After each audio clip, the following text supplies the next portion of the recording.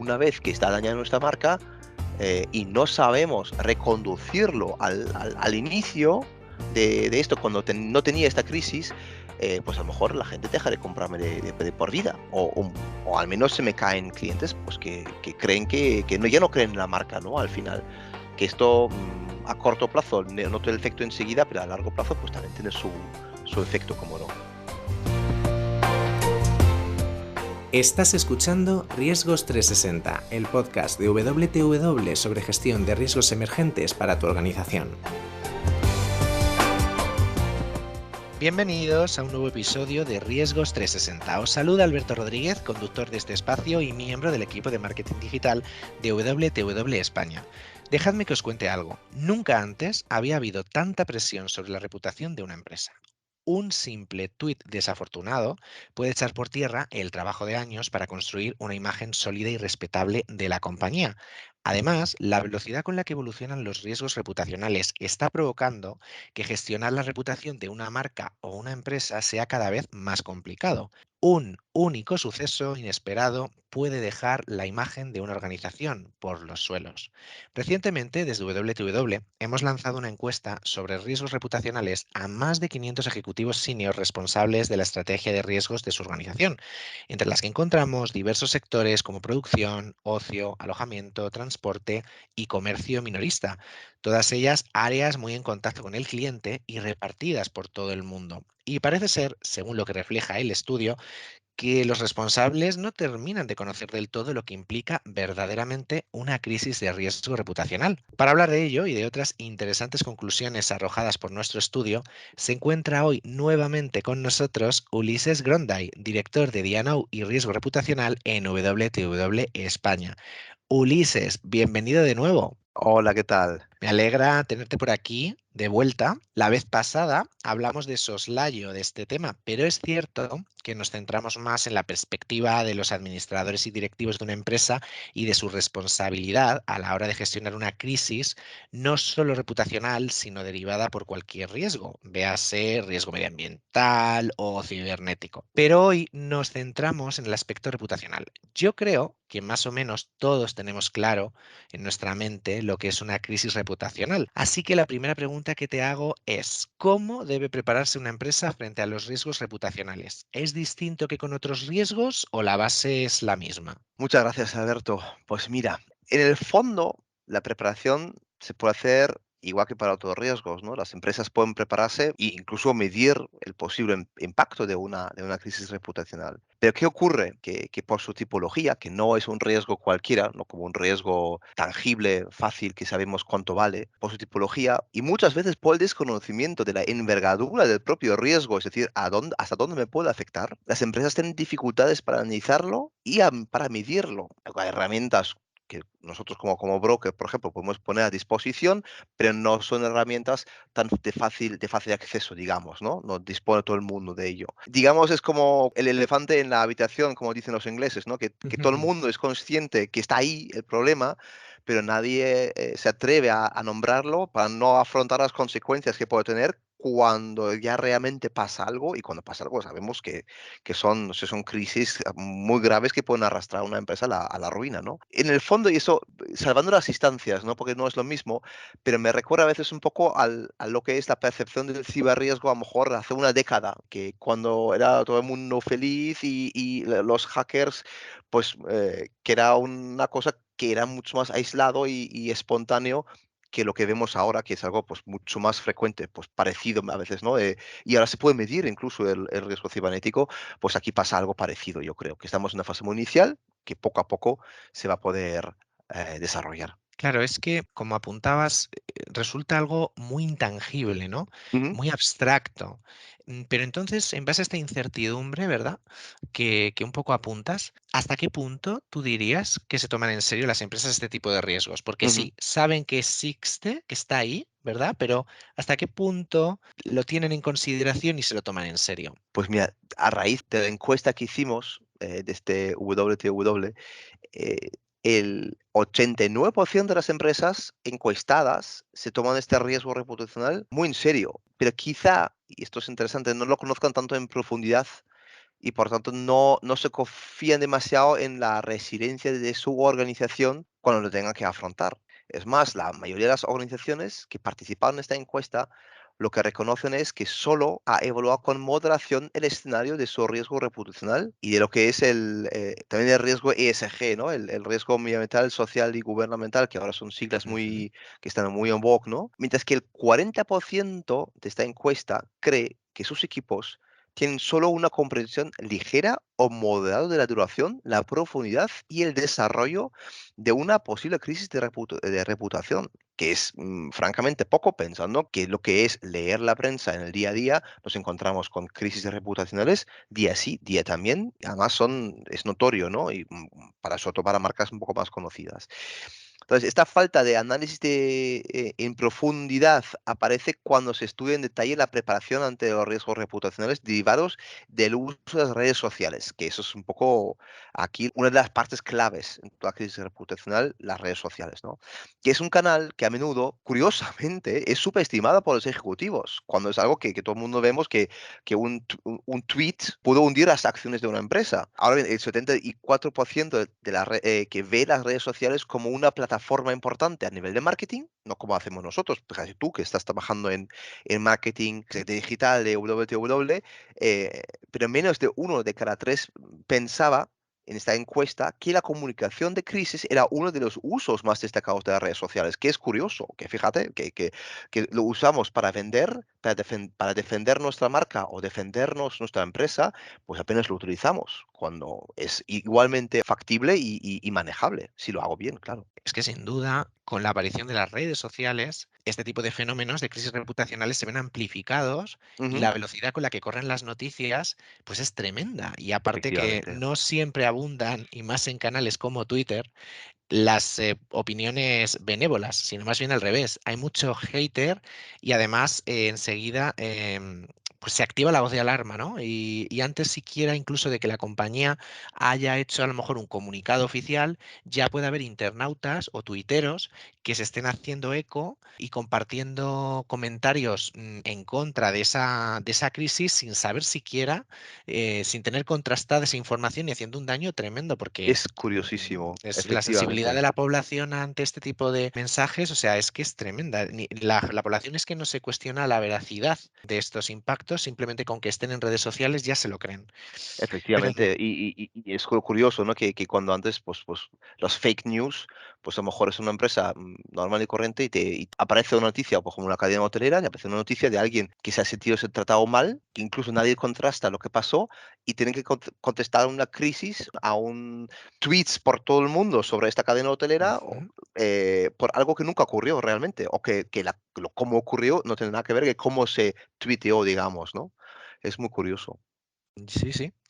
Pero entonces, Ulises, por lo que me Ujú, estabas comentando, sí, los encuestados, las empresas participantes de esta encuesta, ujú. reconocen esa consideración hacia el riesgo que existe, pero no lo conocen tanto en profundidad. Entonces, Eso es. el primer paso, pues al igual que con otra gestión con la gestión de otros riesgos, quiero decir, y lo que yo aquí estoy a lo mejor echando en falta, sería esa labor de cuantificación del riesgo, ¿no? Ese sería el primer paso realmente, cuantificarlo. Sí, a ver, incluso antes de cuantificar, fíjate, podemos dar un paso atrás, incluso todavía más, aunque es fundamental, ¿no? Lo que es cuantificar, pero es el análisis del propio riesgo. Es decir, ¿qué tipo de riesgo tengo? Ni siquiera la envergadura es dónde están los focos, dónde tengo yo los focos como empresa. Si me dedico a retail o a lo mejor me dedico a vender servicios a otras empresas, que es un riesgo muy distinto, ¿no? Si vendo a una persona física,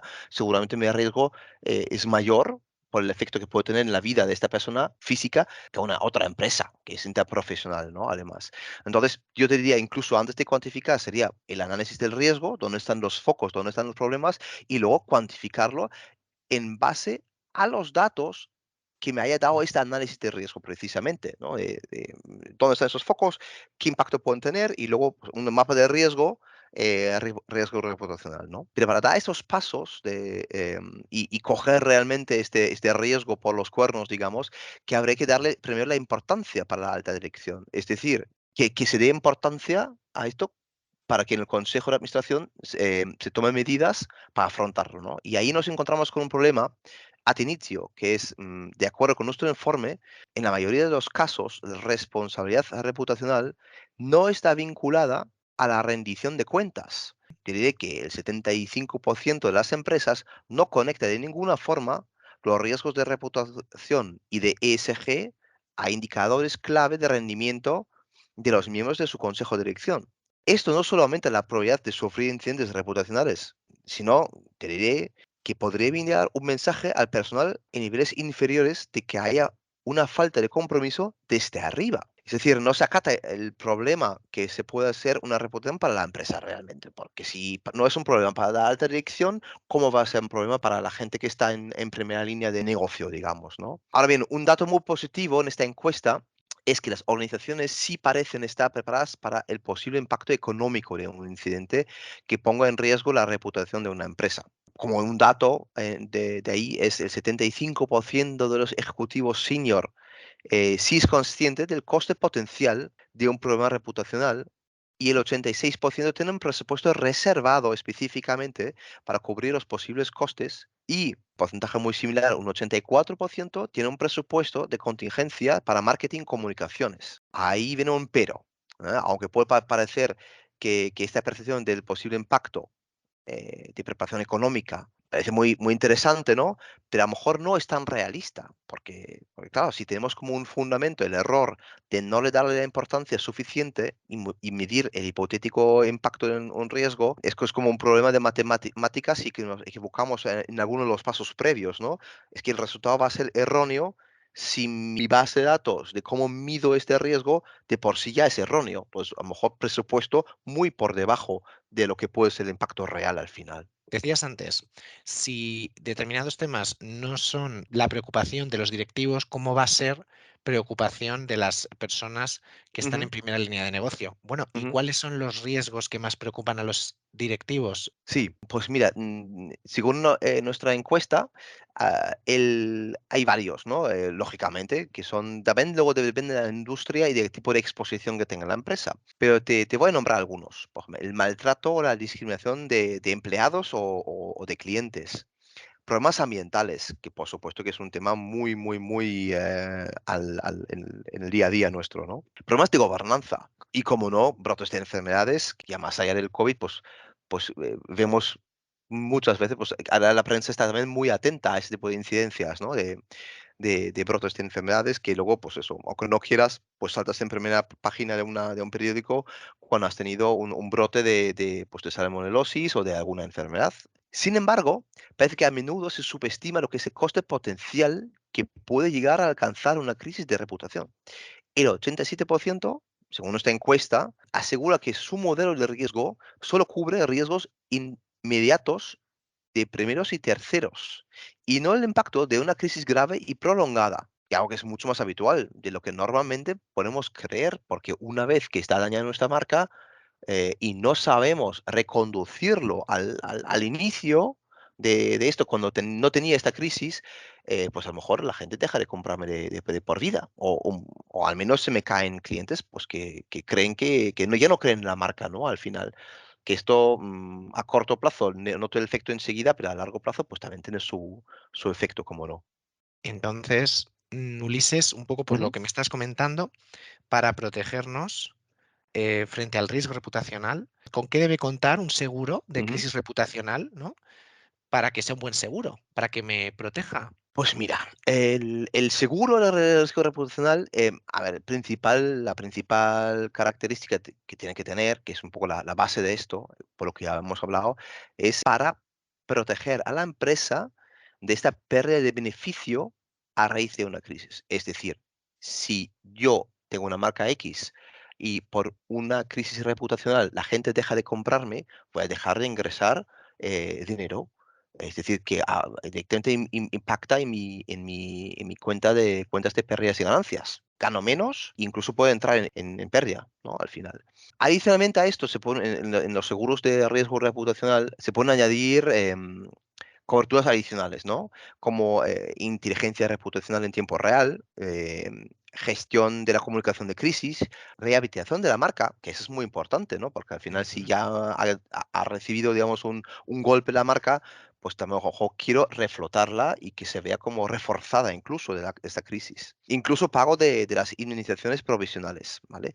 Ahí, por contar, ¿no? Pero nosotros desde WTW lo que hemos hecho es desarrollar varias herramientas, de hecho, para gestionar proactivamente y de forma muy ágil este riesgo reputacional. Entonces, alineado con esto, y antes Ujú. hablábamos también de los riesgos que preocupaban a los directivos, ¿qué tipo de incidentes pretenderíamos cubrir en este caso, alineado un poco con lo que le quita el sueño a los empresarios? Sí, pues mira, esto es una pregunta interesante porque, claro, a veces difícil decir, oye, que se puede identificar áreas realmente, ¿no? Esto es Ujú. todo en uno, o se pueden detectar áreas de más preocupación, incluso donde hay más incidencias, ¿no? Cuando me pasa algo. Nosotros hemos detectado en principio de momento 9 áreas principales, ¿vale? Que van un poco en línea de lo que comentaba incluso algunas de ellas antes. Por un lado tenemos, son 9, ¿no? Venta de productos nocivos, brotes de enfermedades, que como mencionamos antes, daños personales, abuso de empleados, abuso y discriminación de clientes. También, y es curioso, ¿no? Pero que también es que cada vez se presta más atención también a lo que es abuso de animales. Pensemos, ¿no? A lo mejor incluso en grandes empresas que, aunque fabriquen ropa, porque a lo mejor la procedencia de ciertas pieles, pues salta a una noticia de dónde compran esas pieles y resulta pues que vienen de sitios donde los animales sufren realmente y a lo mejor alguien, los clientes deciden dejar de comprar en esta marca porque creen que no, no están de acuerdo con la ética de la empresa a la hora de comprar esas pieles y de dónde provienen, ¿no?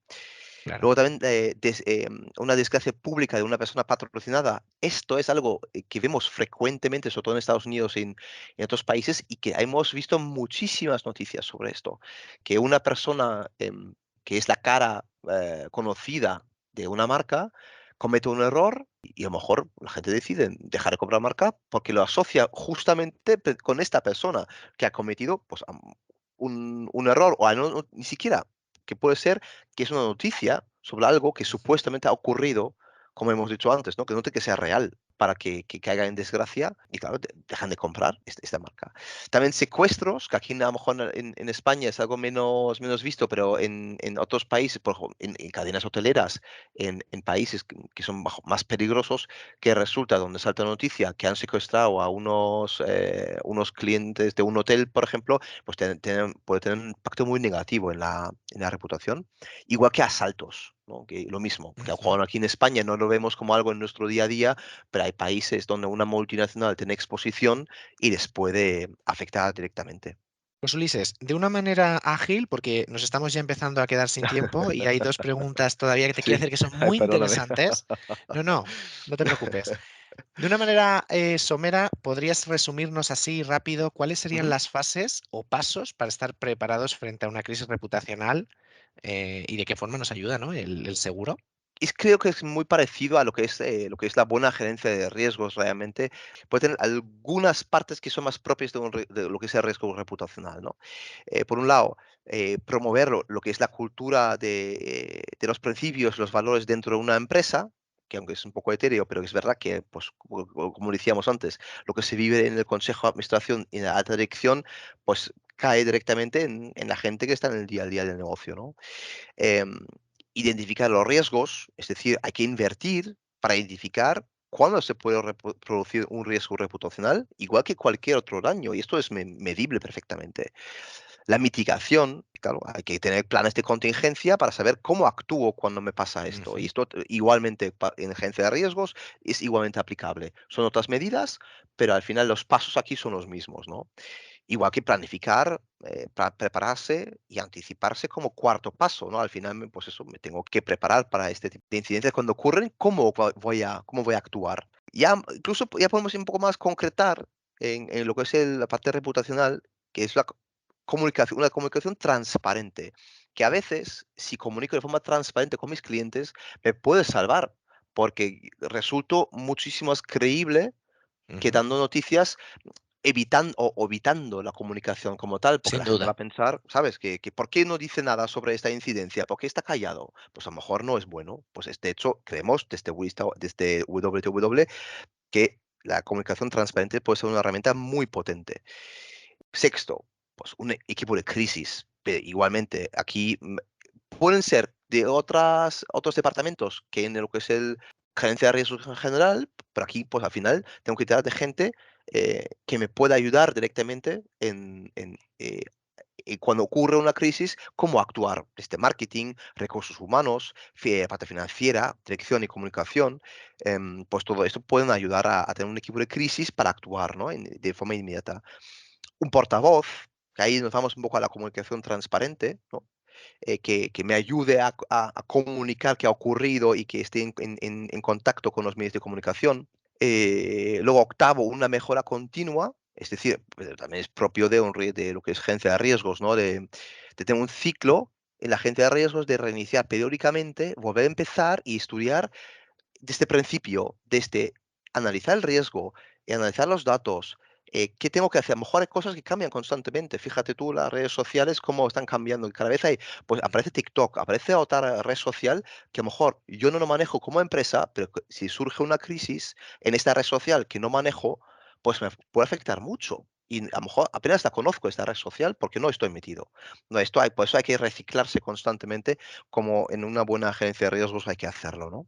Y luego, como último, como noveno, también es como muy concreto de por según qué sector, ¿no? Pero los sectores industriales o los manufactureros, los trabajadores tienen que conocer a fondo los riesgos asociados con sus productos y cómo manejarlos, porque al final, pues si tengo un producto nocivo, los trabajadores forman parte de esta cadena de valor, ¿no? Y si no conocen bien esto, lo que puede ocurrir con este producto, pues también me puede afectar luego negativamente en la mala prensa, digamos. Y finalmente, para aterrizar todos estos conceptos, Ujú, te propongo un ejemplo. El sector retail, yo ujú, creo, uno de los más expuestos a la opinión pública y con desde más luego. interacciones por parte del consumidor. ¿Cuáles dirías que son los factores de riesgo que no hay que descuidar y si te viene a la mente algún caso concreto de crisis? Bueno, claramente es un sector con muchísima exposición y a riesgo que puede sufrir directamente una consecuencia, ¿no? De que de una crisis reputacional. ¿Qué factores claves? Pues yo ahí diría la venta de productos defectuosos o perjudiciales para la salud o para los clientes, ¿no? En general. La gestión de las redes sociales fundamental, Ujú. fundamental. Digo, eso es casi para cualquier industria, pero aquí expresamente, porque tú, como bien has dicho, es una industria que está muy cerca del cliente final. Un caso curioso, fíjate, lo que es, o sea, un punto curioso es lo que es la cadena de suministro, que en cuestión de muy poco tiempo ha ganado una importancia brutal, porque a lo mejor es una pesadilla para muchas empresas por falta de suministro. Se caen cadenas enteras porque falta, pues el productor inicial está en un país sancionado o está en una situación a lo mejor que no puede proveer, o que se ha cortado una línea de producción o un medio de transporte. Entonces, esto también es fundamental, ¿no? La cadena de suministro como factor de riesgo. También la importancia de entender la comunidad a que me dirijo, ¿no? Aquí es curioso, he pensado que las startups muchas veces, por ejemplo, aquí juegan mucha ventaja aquí, porque para las empresas que están más establecidas y arraigadas en un negocio, les puede costar muchísimo más entender la importancia de ver y sobre todo de prever los cambios en los gustos y formas de comunicación de otras generaciones más jóvenes, ¿no? Porque la startup al final cuenta con gente que suele ser de una generación pues, más joven, que Ujú. conoce un poco del día a día.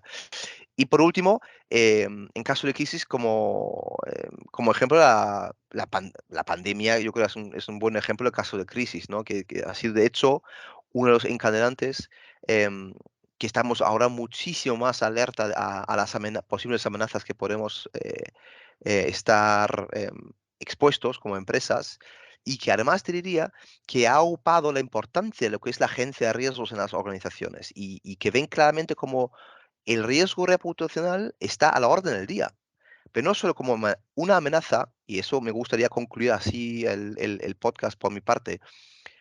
También el riesgo reputacional también en realidad es una oportunidad para las empresas para evolucionar y encontrar nuevos nichos de negocio y ventajas sobre sus competidores.